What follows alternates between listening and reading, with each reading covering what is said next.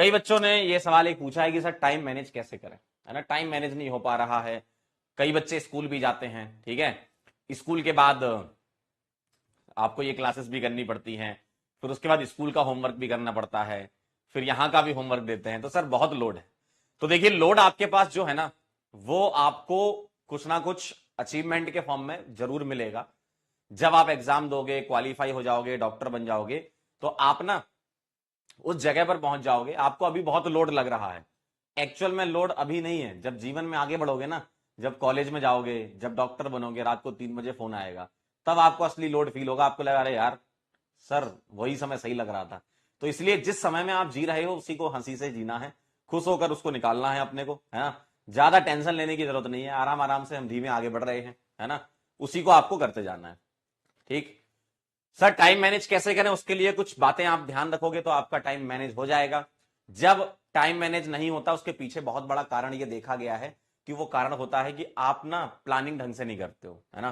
तभी आपको लगता है कि यार जो है सर टाइम मैनेज नहीं हो पा रहा, सर होमवर्क के लिए टाइम नहीं निकल पा रहा, ऐसा आपको लगता है ना, जबकि ऐसा कुछ है नहीं।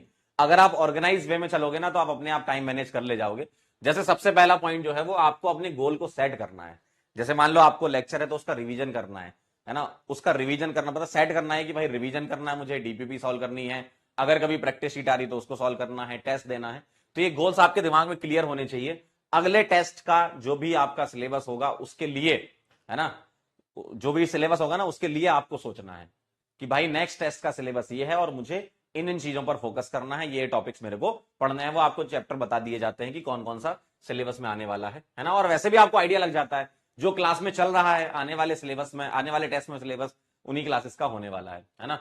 आपको प्रायोरिटाइज वाइजली करना है कि आपको कौन सी चीज पहले करनी है। पहले वो वाली चीज करें जो आप जल्दी कर लेते हैं, है ना। आपको फिजिक्स, केमिस्ट्री, बॉटनी, जूलॉजी में से जो आपको जल्दी आपसे कवर हो जाए या जिस दिन जिसका लेक्चर हो वो करना है, तो उस तरीके से आपको प्रायोरिटाइज करना पड़ेगा कि हाँ यार मेरे को ये वाली चीज करनी है। स्कूल का कुछ काम है तो उसके लिए भी टाइम निकालना पड़ेगा, ठीक है। एक टाइम लिमिट सेट करनी है। कई बार बच्चे गलती करते हैं कि एक कोई टॉपिक उठा लिया और उसी में 2-2 3-3 घंटे भिड़े रहते हैं, जबकि वो टॉपिक देखा जाए तो आइडियली आधे घंटे में आपको कवर कर लेना चाहिए था। हम लोग ये सोचते हैं कि यार हमको सारा समझ में आ जाए, पहले दिन से ही हम सब करने लगे, सारे सवाल बनाने लगे। ये सबसे बड़ा मिथ है, इसको आप छोड़ दीजिए। जब हम लोग भी पढ़ते थे तो पहली बार में सारी चीजें नहीं बनती, या कोई भी टॉपर से आप पूछोगे, जो सिलेक्ट हुआ है उस बच्चे से पूछोगे तो उससे भी पहली बार में सारी चीजें नहीं बनी। उसने धीमे धीमे उन चीजों को एडेप्ट किया है, अपनी एक मेथोलॉजी बनाई है पढ़ने की, अपना एक तरीका बनाया है पढ़ने का, और उसको फॉलो किया उसने, लगातार कंसिस्टेंसी को मेंटेन करके वहां तक पहुंचा है वो, है ना। तो आपको एक टाइम लिमिट सेट करनी होगी। जैसे मान लो मैंने आपको 10 सवाल होमवर्क में या 20 सवाल होमवर्क में दिए, ठीक है, 10-12 सवाल आपको डीपीपी के फॉर्मेट में दिए, तो आपके पास 30 से 35 सवाल डेली, आपको इतना तो करना ही पड़ेगा यार, 30-35 सवाल डेली आपको करने पड़ेंगे। तो उसका ना एक टाइम स्लॉट सेट कर लो कि यार मेरे को 45 मिनट में ये 30 सवाल करने हैं, है ना। और उतना ही लेवल होता है नीट का, क्या 45 मिनट में 30 सवाल कर ले जाओ। यहां पर आपको स्पीड और एक्यूरेसी पर ज्यादा फोकस करना होता है। चीजें बार बार रिपीट होती हैं आपके सामने। अगर आप पढ़ रहे होगे तो डेफिनेटली ये पा रहे होगे कि सर ये वाली रिएक्शन तो हम पहले ही पढ़ चुके हैं, एक बार फिर से सवाल कर लेते हैं। बिल्कुल यही तो करना है, हमको बार बार रिवीजन करना है। Revision in the form of DPP, revision in the form of homework, वही करना है आपको, है ना। तो इसलिए आपको टाइम लिमिट सेट करनी है। ठीक, आपको बीच में छोटे छोटे ब्रेक्स लेने हैं। जैसे मान लो आपने 3 घंटे का अपना सेल्फ स्टडी का टाइम बनाया, तो 45-45 मिनट के स्लॉट बना लो, 5-5, 10-10 मिनट का आप ब्रेक ले लीजिए। तो आप अपने ब्रेक को भी सेट करें, क्योंकि इससे बहुत जरूरी चीज है ये ब्रेक। क्योंकि इस ब्रेक में ना आप री एनर्जाइज होते हो, है ना, नए जो स्विच करना होता है सब्जेक्ट, उसके लिए आप तैयार होते हो, प्रिपेयर होते हो। ठीक है, अपने आप को ऑर्गेनाइज कर लो, आपकी स्टडी टेबल ऑर्गेनाइज होनी चाहिए, है ना। आपके सामने वही किताबें, वही नोट्स या वही सारी चीजें होनी चाहिए जो आपका करंट चल रहा हो। पीछे वाला थोड़ा साइड में रख लो। जो भाई जिस दिन जो पढ़ रहे हो वो आपके सामने होना चाहिए, है ना। और स्टडी टेबल को बहुत अच्छे से आपको अपनी बना के रखना है ना। उस पर नोट्स प्रेजेंट होने चाहिए आपके, है ना, या आपकी जो रफ वाली कॉपी जिसमें आप सॉल्व कर रहे होगे वो होनी चाहिए।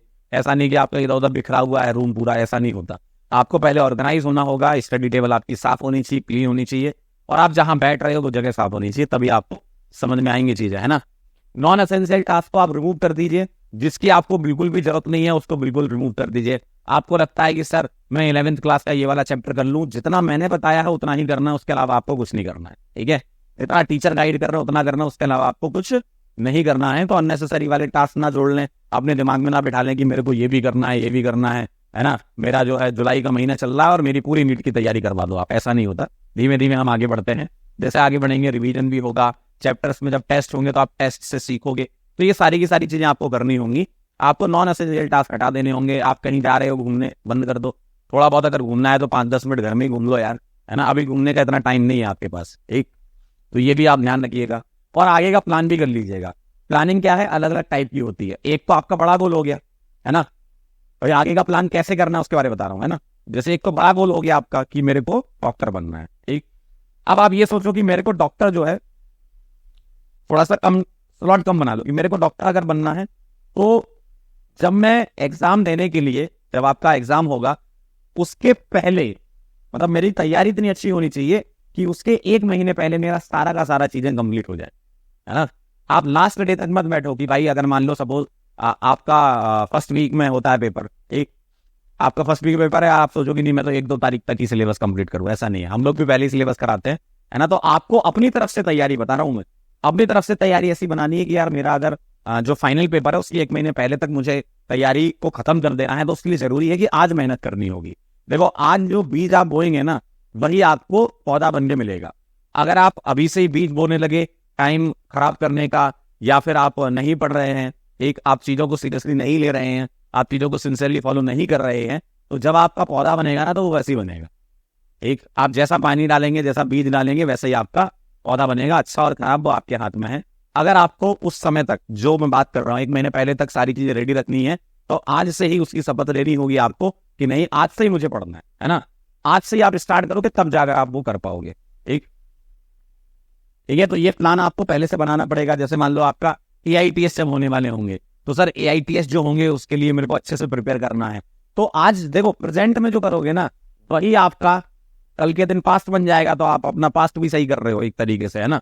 जैसे कल आज का दिन हमने सपोज NSR रिएक्शन पढ़ रहे हैं, नेक्स्ट वीक में हम एल्कोहल स्टार्ट कर देंगे, तो आपकी NSR कंप्लीट हो जानी चाहिए, है ना।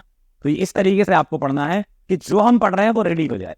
ऐसा नहीं कि जो हम पढ़ रहे हैं वो भी नहीं आ रहा और आगे वाला भी नहीं आ रहा, फिर उसके आगे भी नहीं आएगा, फिर उसके आगे भी नहीं आएगा, तो आपका तो पूरा का पूरा चौपट हो गया, है ना, जो आप तैयारी कर रहे हो।